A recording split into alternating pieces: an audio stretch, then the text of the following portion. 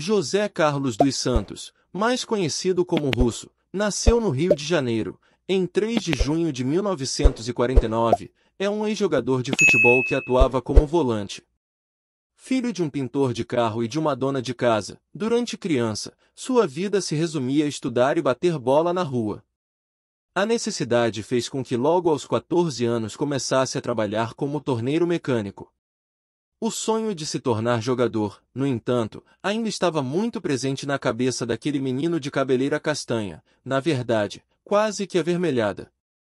Resolveu tentar a sorte no Madureira, equipe do subúrbio carioca. Ao chegar no dia de seu teste, se encontrou com o técnico e ex-jogador, Jair da Rosa Pinto. Foi do grande Jair a ideia de dá-lo um nome mais apropriado, de acordo com a sua fisionomia, virou Russo, para sempre. Aprovado, passou a atuar nas categorias de base do Madureira. Com 22 anos, atuando pela equipe principal, se destacou no Campeonato Estadual de 1973, o que chamou a atenção do Botafogo, equipe que o contratou para disputar o Campeonato Brasileiro daquele ano.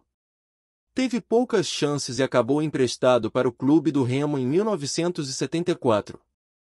Em 19 de maio daquele ano, participou do clássico frente ao Paysandu, que acabou em briga generalizada com direito à invasão de torcedores e intervenção da polícia militar. Foi a gota d'água para decidir voltar para casa, naquele tempo, o Madureira.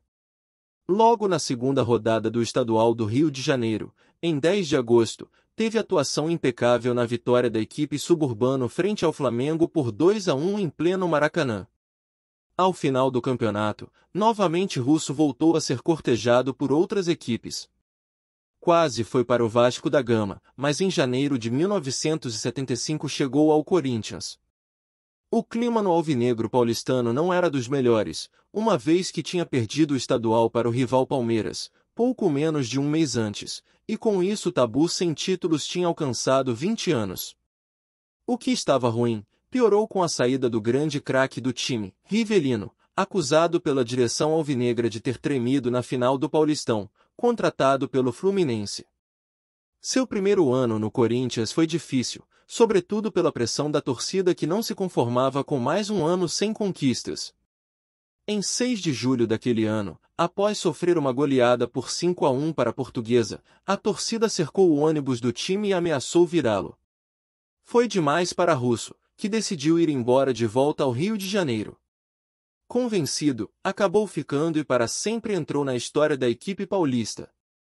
Marcador implacável, dotado de pouca técnica, mas muita raça, se firmou como titular absoluto da equipe lutadora que disputou um grande campeonato brasileiro em 1976.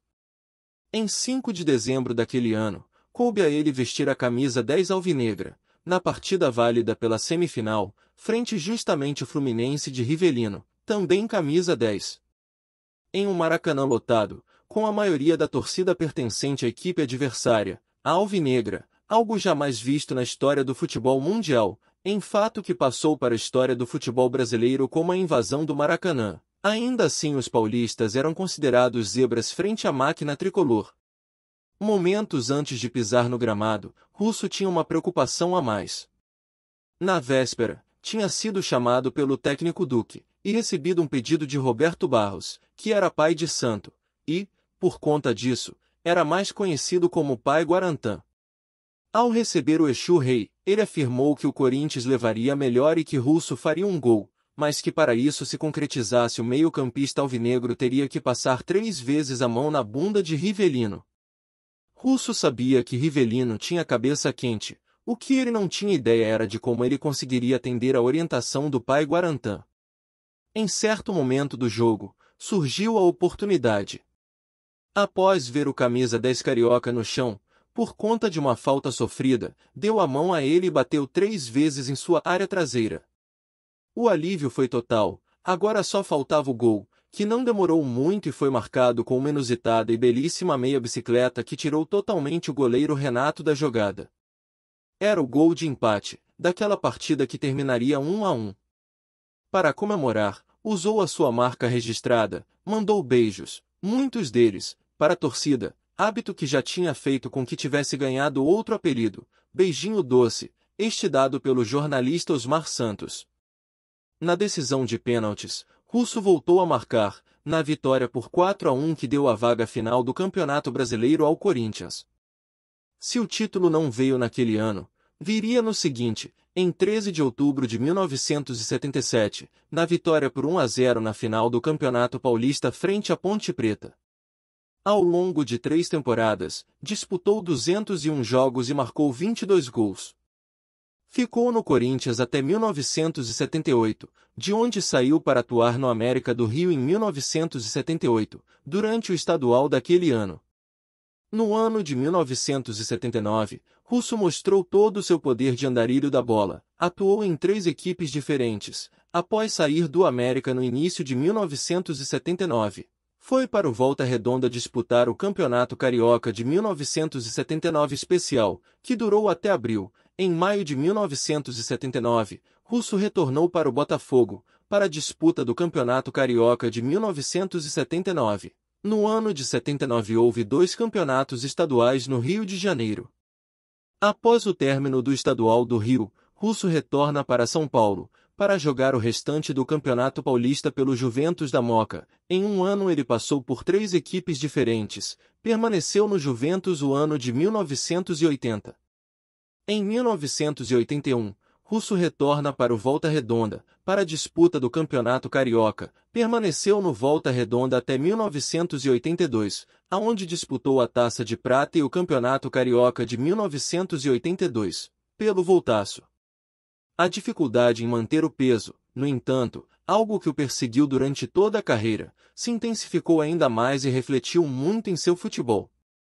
Em 1983 foi para o Olaria disputar a Segundona Carioca e conseguiu o acesso para a elite do Cariocão. Del Aranha, que também fazia parte da equipe, foi com ele para o Rio Branco do Espírito Santo no restante da temporada. Russo e Dé foram para o Rio Branco do Espírito Santo, aonde conquistaram o título capixaba em 1983. Russo foi peça fundamental da equipe capixaba, sendo um dos melhores em campo na final. Essa passagem pelo Rio Branco foi a segunda conquista de título estadual ao longo de toda a sua carreira. Nos anos seguintes peregrinou por equipes menores, jogou no Bom Sucesso, no Maranhão, retornou para o Madureira em 1985, aonde por um período atuou também como treinador da equipe e encerrou a sua brilhante carreira em 1986, disputando o Campeonato Carioca pela Portuguesa da Ilha do Governador. Russo foi o exemplo do boleiro que, embora sem ter muito talento com a bola no pé, conseguiu estar presente em grandes momentos de nosso futebol, por conta de sua raça e disposição quase infinita. Aposentado, os últimos anos de sua vida morou na rua Cisplatina, em Irajá, zona norte do Rio. Faleceu aos 63 anos, no dia 1º de setembro de 2012, às 13 horas, no Rio de Janeiro em decorrência de um AVC, acidente vascular cerebral. E aí galera do Só Pôster e Fotos de Times de Futebol. Gostaram da nossa história de hoje? Deixe seu like, curta e compartilhe as nossas histórias. Deixe seu comentário com dicas e sugestões de novas histórias e fatos marcantes do nosso futebol. E até a próxima!